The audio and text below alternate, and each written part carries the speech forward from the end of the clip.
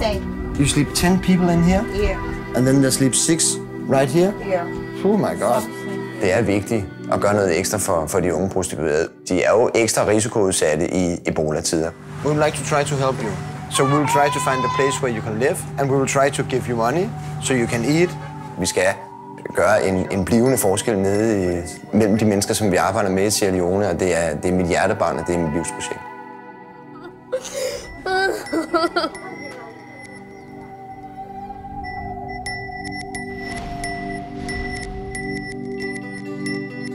Vi lever i en kaotisk, til tider farlig verden, præget af uretfærdighed, sygdom og krig. De fleste af os vælger at følge begivenhederne i tryghed og på afstand. Andre vælger selv at rejse ud for på en eller anden måde at forsøge at gøre en forskel. I denne programserie følger vi en række danskere og deres arbejde for at gøre verden til et lidt bedre sted at leve i.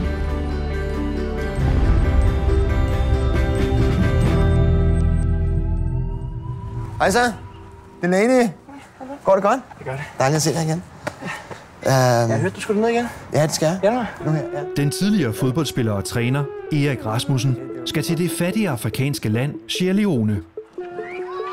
Her driver han sin egen hjælpeorganisation FANT, der via fodbold skal hjælpe de fattige til en bedre hverdag.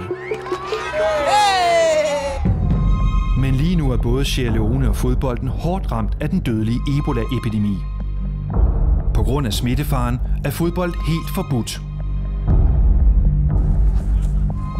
Så vi dropper alt fodbold lige for tiden. Altså, Jamen, de må ikke spille. Socialt. Altså, du må ikke få bøde. Hvis der er nogen, der løber rundt med en bold, får de en bøde.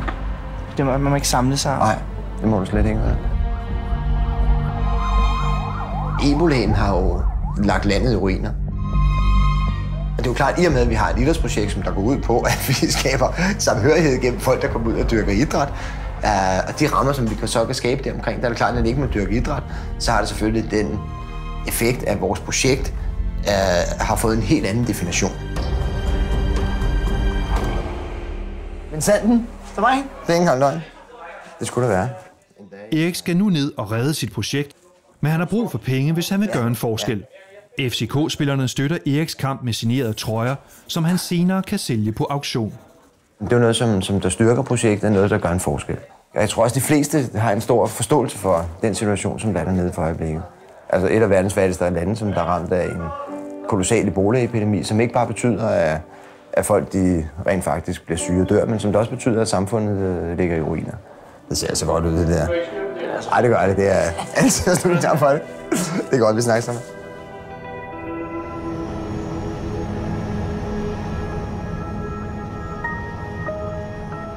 Denne tur handler ikke om fodbold. Ebolaen fylder alt i Sierra Leone, og Erik vil bruge sit projekt og sine medarbejdere til at hjælpe i kampen mod sygdommen. Blandt andet gennem oplysning og information. Protect yourself, protect your family, protect your community. Det er forfærdeligt for dem. Og for os der er det selvfølgelig så et spørgsmål om at sige, hvad kan vi så bruge det projekt, som vi har dernede til? Og det var så bare nogle helt andre arbejdsopgaver, vi kunne sætte vores ansatte til, og nogle andre funktioner, vi som organisation kunne have i det område, som vi nu engang er navigeret i. Wash you on with soap and water plus chlorine water. Men Erik vil også gøre hjælpen meget konkret. På denne tur har han en klar mission om at hjælpe nogle af landets unge prostituerede, der er de helt oversete ofre for Ebola-smitten. Udover at de lever fuldstændig forfærdeligt liv, så er det selvfølgelig også et spørgsmål om, at de er jo ekstra risikoudsatte i Ebola-tider. Det her, det skal lykkes. Vi skal gøre en blivende forskel nede mellem de mennesker, som vi arbejder med i Sierra Leone, og det er mit hjertebarn, og det er mit livsprojekt.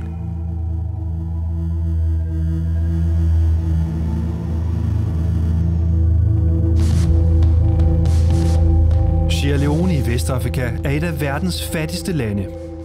Frem til 2002 hærger en brutal borgerkrig, men efter fredsaftalen går det trods alt fremad. Lige indtil Ebolaen rammer i 2014. Altså det her har været en forfærdelig tid for Sierra Leone. Med en dødelighed på over 50% er Ebola-feberen tidens mest frygtede sygdom, og har foreløbig kostet over 10.000 menneskeliv. I nabolandene har de formået at begrænse smitten, men ikke i Sierra Leone, hvor den stadig spreder død og frygt.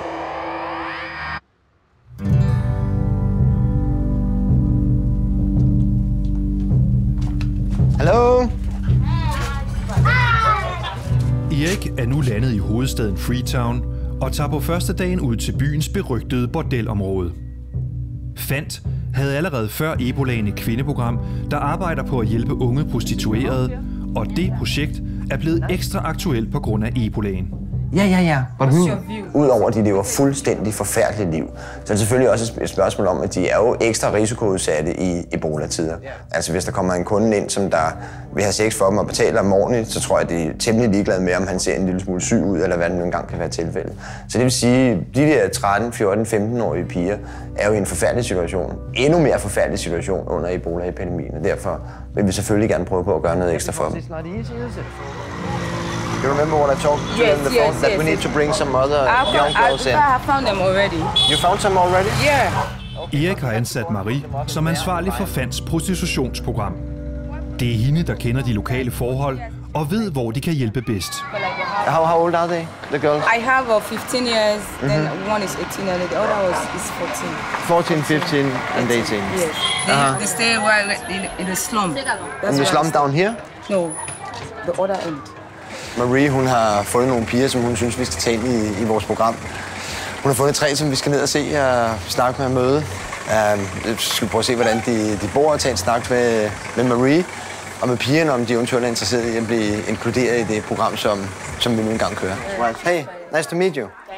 De kan ikke hjælpe alle pigerne, men har mulighed for at tilbyde nogle få at forlade prostitutionen til fordel for et nyt hjem og en uddannelse. You all live on your own? For how long have you been living here? The past 3 years. For 3 years? Yes. And you all stay together in here? Yes. How many? 10. You sleep 10 people in here? Yeah. How many on the mattress there? 4. 4 people on the mattress? Yeah. And then there sleep 6 right here? Yeah. Oh my God. And some sleep there? Yeah. Det er voldsomt, at der bor 10 piger sammen inde på det der lille værelse. De er alle sammen prostituerede. Så det er et rigtig, rigtig hårdt liv, og det er klart, at det ville være dejligt, hvis det var sådan, at vi kunne hjælpe nogle af de piger der. Freetown er berygtet for byens helt unge kvinder, der sælger deres krop for at overleve. Piger ned til 10-årsalderen, der får $1 per kunde. Just go with Marie. That's nice. Okay. Da Erik har set, hvordan pigerne bor og lever, tager han en snak med dem, hvor han opridser mulighederne. Det er vigtigt for ham, at pigerne er motiverede og vil overholde eventuelle fremtidige aftaler. We would like to try to help you.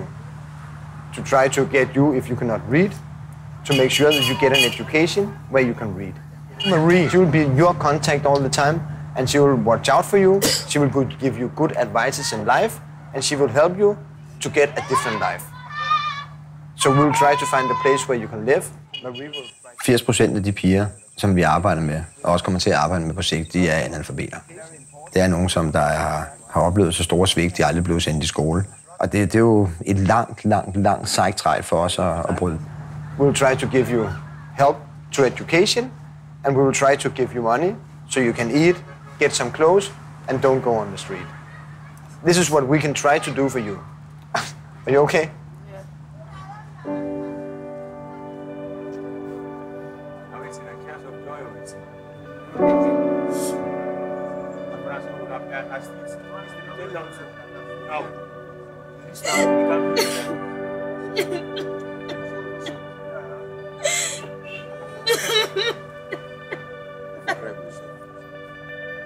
It's okay. It's okay. Okay?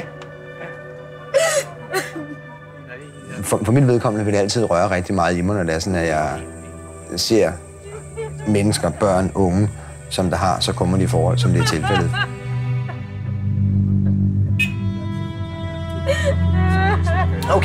Okay. It's fine. It's okay. Hey. It's okay. We had to be able to trust you. We had to be able to trust you. We don't want you to go on the street at all. You know what I'm saying? We will have that you are taking an effort in trying to change your life. So would you like to try? Would you like to try to change life? You? Sure? Erik beslutter at hjælpe pigerne. Næste skridt er at finde et sted for dem at bo. It's very good to help them because they need help. They need it because many people, they come around. We have some other people comes out other countries. They come, they make promises, and when they come, they will not fulfill. But like Fantomel, we thank God for them. They make their promise and they have fulfilled them. See you, Maria. Okay. Give me a call.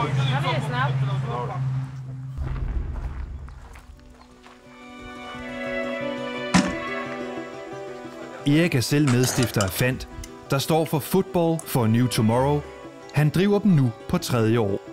Men for Erik personligt har det været en lang rejse, der starter i 80'erne, da han selv er et kendt ansigt på de danske fodboldbaner. Danmarksturneringens utvivlsomt bedste dribler, der her har legestue med sine gamle barndomsvenner fra Brøndbyerne, inden han sender bolden i nettet på denne overbevisende facon. Senere bliver Erik træner. En karriere, der slutter brat, da han efter en del intern uro rykker ned med fodboldklubben AGF. Om vi skal have point nu, ellers så ryger jeg som træner. Og altså, sådan er det jo. Efter fyringen følger en tid med store personlige problemer, der kulminerer med selvbiografien Tilgiv mig, hvor han ærligt beskriver sine mange sidespring og utroskab. I aften fortæller fodboldtræneren Erik Rasmussen om de konsekvenser, det har haft at lede en slags dobbeltliv. Er det noget, du fortryder, Erik? Ja, jeg fortryder lidt, jeg står herinde lige nu, vil jeg sige. Ja, selvfølgelig er det det. Igennem sådan et forløb, hvor man har såret nogle mennesker tæt på en så dybt, som jeg har, er der selvfølgelig noget, man fortryder. Altså, min kone går fra mig, fordi jeg har været en utro rigtig mange gange. Der føler jeg en kæmpe skyld og skam. Jeg er med til at bryde en familie, og det hele det falder sammen om ørerne på mig. Lige i den periode, hvor jeg har den sværeste tid. Jeg er ikke depressiv, men jeg er ked af det. Jeg er rigtig, rigtig ked af det. Min far er død. Min kone er gået fra mig på grund af mit utroskab, og jeg blev fyret i AGF. Så det er en relativt hård periode i livet. Midt i sit livs nedtur er Erik på rejse i Afrika og kommer ved lidt af en tilfældighed til Sierra Leone. Hurtigt finder han ud af, at han her både kan gøre en forskel for de lokale og selv finde en ny mening med livet. Jamen på det tidspunkt, hvor jeg starter FANT, der står jeg over for et valg.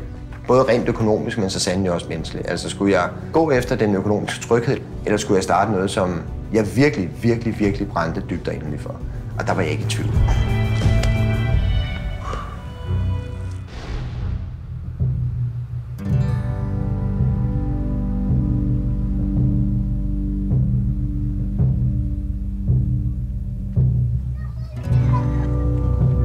Erik er i dag taget med nogle af sine medarbejdere ud i Crew Bay i hovedstaden Freetown.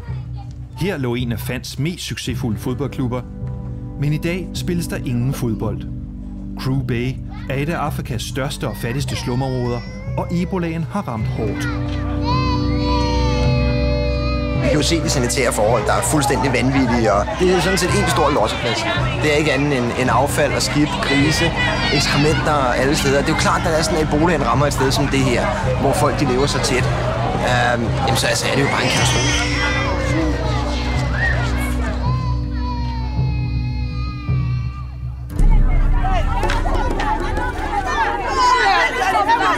Hey, easy, okay, easy. Hey. From the plate. Overalt, hvor Erik går, møder han frustration og desperation. De er ophidset, fordi de sidste 4 dage ikke har fået de fødevarer, som der er blevet lovet til dem. Så det vil sige, at de er samlet sig hernede, råber og skriger, og det er klart, at de gerne vil have mad. Det er der ikke så meget at sige til. Og så, altså, så er der bare en lidt ophedet stemning, ikke? Ebolaen betyder ikke kun sygdom og død, men også at civilsamfundet og økonomien ligger i ruiner. Arbejdsløshed og fødevarepriser er eksploderet. Folk har ikke engang råd til mad, og de tror, at Erik kan hjælpe dem alle. I og med, at vi ved, at folk de går ud fra, at vi har flere penge, de selv har. Folk, som kommer nærmest løbende efter en og tigger. Jeg har svært ved ikke bare at give, men altså omvendt bliver vi også nødt til at sige, at vi har et projekt, hvor vi skal være økonomisk ansvarlige, og det vil sige, at vi skal vælge, hvem vi giver med omhu. Vi skal sørge for, at de penge, som vi nu engang har, ikke bare bliver sådan smidt ud som dråber i havet, men at det kommer til at bære det i forhold til det, vi gerne vil med vores projekt.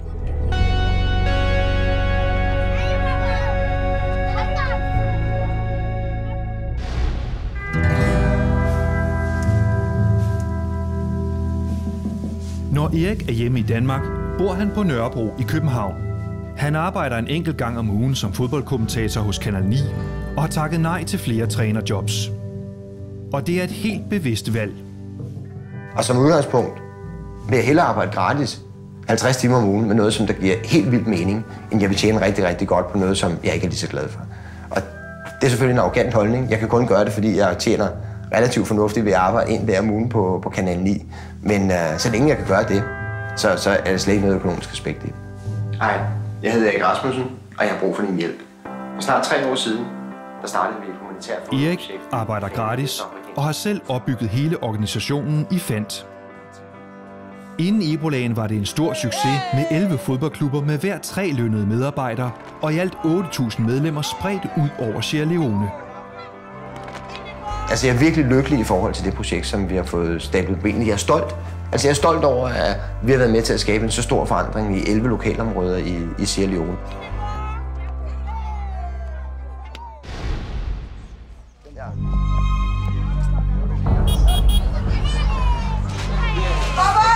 This is quarantine, or what is it?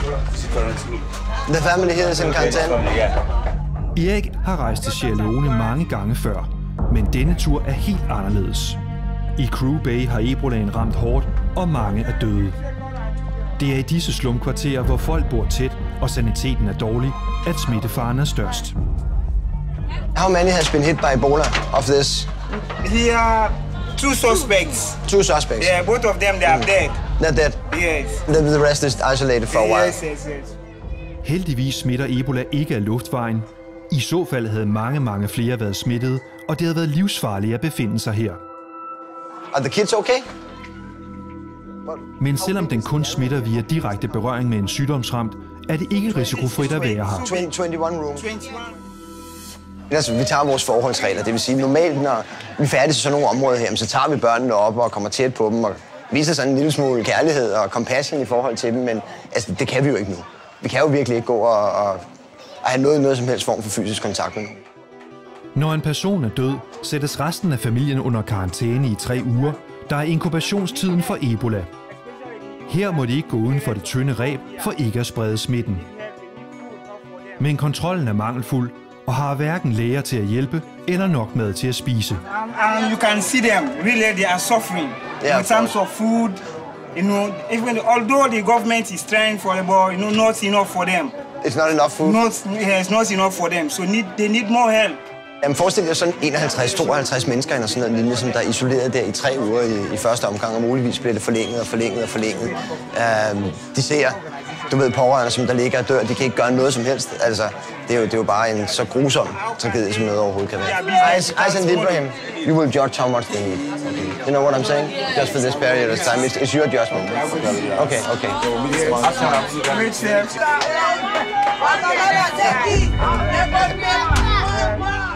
Erik vil senere vende tilbage og hjælpe familien med mad.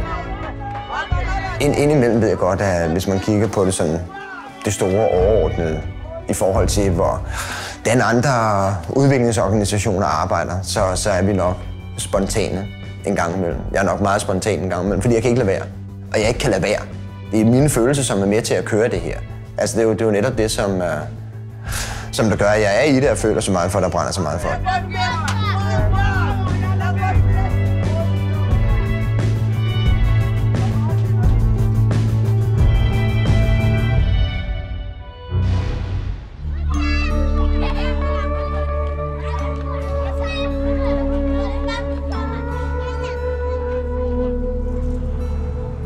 Erik skal i dag igen møde de 3 unge prostituerede, som han og Fant håber at give et bedre liv, og han kommer med godt nyt.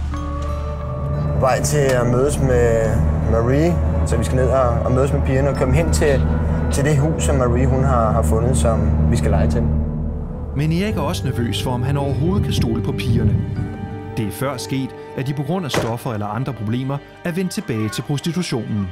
Det værste, der kan ske, det er jo selvfølgelig, at de ikke dukker op. Det vil være lidt nedtur, hvis det er sådan, at de ikke har forstået budskabet. But let's see if they're there now. Hello? You're very tired. Very tired. Have you been smoking something? No, but I just want to take a bath. I'm tired. I'm weak. I just put some water in your head quick, because we have to go in 5 minutes. What is it? When all that one day, where they two go? Plan B for the waiting. No one change. This now our own problem. They went down to the beach. Marie, hun har lige ringet til dem. 2 andre er gået ned på stranden. Ja, de kommer så her nu. This girl here? Da de er på stedet, bliver Marie opmærksom på en ny pige. Med kort varsel skal hun og Erik beslutte, om de også skal hjælpe hende. Because we need people that we will control. Not people that we will control we because you want for facing change, you understand? We want facing change. Jeg har et dyb sympati og anerkendelse for folk, som der kommer fra hårde forhold. Og hvis jeg kan være med til at skabe noget som helst, som der kan skabe udvikling og glæde i deres liv, så er der simpelthen ikke noget, jeg hellere vil beskæftige mig med. You sleep here? Right here? Yeah. Just on a blanket? Yeah. For how long have you lived here? I live here 5 months. For 5 months? When I sleep, the one have the house. She will come and insult me to get out here. To get out and get money? Yes. You say that every day? Go. Yes. How many in one night? In one evening? How many men? 5 or 4. 4 or 5 men in one night. Let's go and see, Marie, where. You know? Let's go and see. Because we had to find a new place for you, right? Okay. That will be good. Yeah. Altså det her, det drejer sig jo sådan set om, at vi skal tage et meget langt og et meget sejt træk nu, for at prøve på at skabe et fundament af tryghed og kærlighed i dem. Og det er altså ikke noget, der kommer sådan her. Erik beslutter, at pigerne kan hjælpes, og at de skal væk med det samme. Det gælder også den nye pige.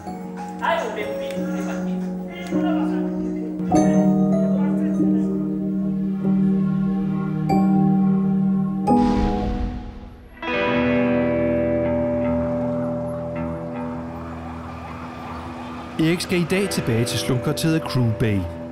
Sidste gang mødte han en helt familie, der var i Ebola-karantæne. Hi guys. Uden mad eller hjælp. Nu skal vi ned til den der karantæneramte familie, hvor der er omkring 50-51 familiemedlemmer, som simpelthen er sultede. Så nu går vi ned og køber lidt forskelligt til dem. Noget ris, nogle løg, hvad det nu engang er, sådan, så at det letter situationen en lille smule for dem. How many people can one bag cover? 300 people. 300 people one bag? Yes. Okay, one day. One day, yes. Then it will be 50 people, 6 days. Yeah. So they will have food, they will have rice for 12 days. Yeah. Okay. And the onion will be for a lot of days as well. You know, so that's okay.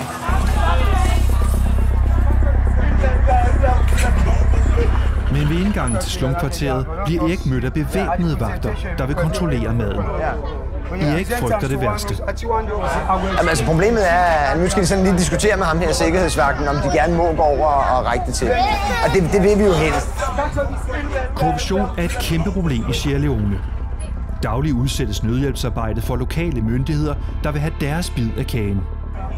Et par dage forinden havde vi lige set en tilsvarende situation, hvor en stor humanitær organisation har dumpet mad til 3.000 mennesker, hvor vagterne, soldaterne har taget stort set alle fødevarene og har solgt dem til alle mulige. Den situation vil vi ikke ind i vores program. Vi skal lige have diskuteret færdigt, og der er vores medarbejdere er jo sindssygt gode til netop det der. De kender jo det med de store armbevægelser og råber og alt muligt andet, så de skal nok komme igennem med, at vi får lov til at gå over og aflevere det, ikke? Men man er altid sådan en lille smule bange for, hvad der egentlig sker med de produkter, hvis vi bare havde efterladt det her, ikke? Det lykkedes Erik at få maden forbi vagterne, og han kan nu aflevere den til familien i Ebola-karantæne.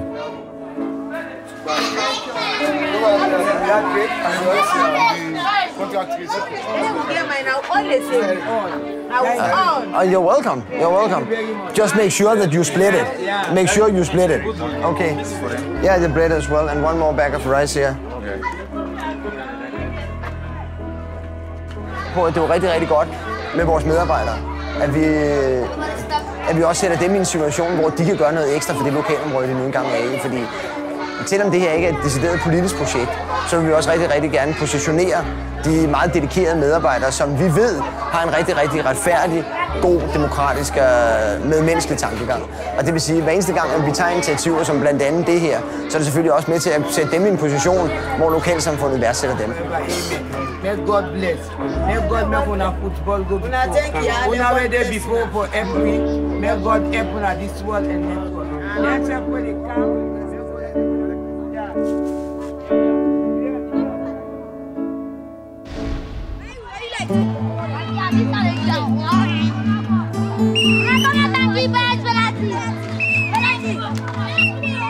Eriks rejse er ved at være overstået. Men inden han vender hjem, besøger han de 4 unge prostituerede. På forhånd kan han ikke vide, om pigerne vil stikke af og vende tilbage til prostitution. Men han har skaffet dem et nyt hjem og håber, at de er glade i deres nye liv. 80% af den sierleonske befolkning lever under FN's officielle fattigdomsgrænse på $1,5 om dagen. Og det vil altså sige, at så længe der er en så ekstrem fattigdom, vil der også herske meget prostitution. Men jeg håber på umiddelbart at forandre deres liv. Og pigerne kan på sigt blive stærke rollemodeller og forbilleder og sørge for, at andre helt unge piger ikke havner i den situation.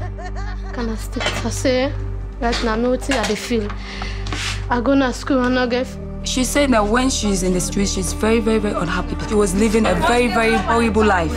Or maybe not the guys they eat. But now, it's a great difference because now she got a bed to sleep on and she's living a very comfortable life and she's very, very happy. Do so.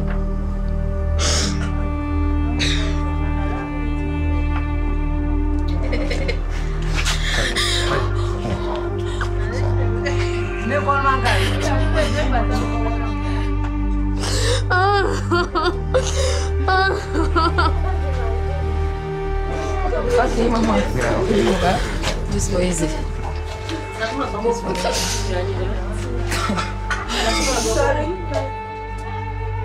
Lige 2 sekunder.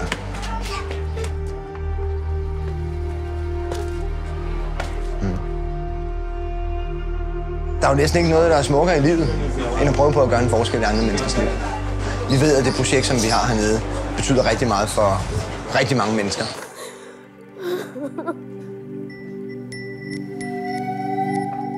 Min ambition med det er, at vi skal være der i 15-20 år i Sierra Leone, og vi vil kunne se kolossale udviklingstrin i de lokalområder, som vi har været i. Vi ved godt, at vi kan jo ikke forandre det hele på en gang, men vi kan skabe nogle ringe i vandet, som der gør, at det på sigt kan blive forandret. Og det er det, som jeg synes, der skal til, for at man bringer et land som Sierra Leone videre.